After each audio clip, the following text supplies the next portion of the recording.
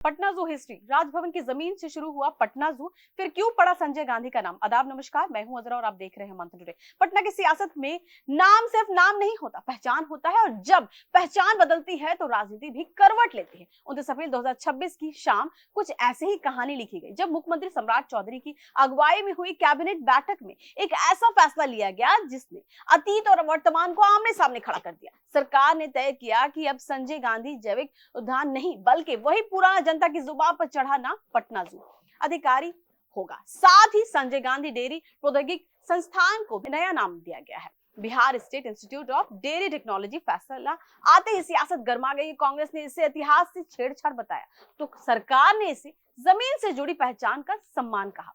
लेकिन इस फैसले के पीछे सिर्फ राजनीति नहीं है, एक लंबी कहानी भी छिपी है। कहानी 1969 से शुरू होती है, जब बिहार के तत्कालीन राज्यपाल नित्यानंद ने राजभवन की करीब 34 एकड़ जमीन एक सपने के लिए दे दी। एक हरा भरा बॉटैनिकल गार्डन बनाने का सपना। अगले ही साल वन विभाग ने काम शुरू किया और धीरे धीरे ये जमीन बढ़ते बढ़ते 153 एकड़ तक फैल गई। 1975 में इसे बायोलॉजिकल पार्क कहा गया और 1973 में आम लोगों के लिए खोल दिया गया।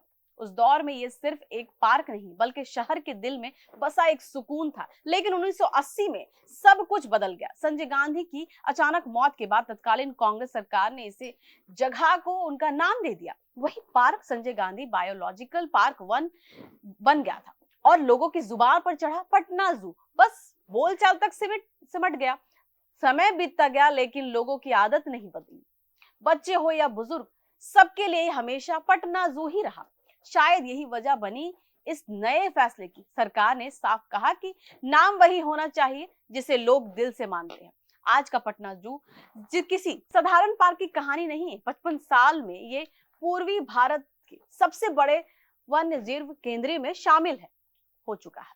यहाँ 110 से ज्यादा प्रजातियों के 800 से अधिक जीव जंतु रहते हैं।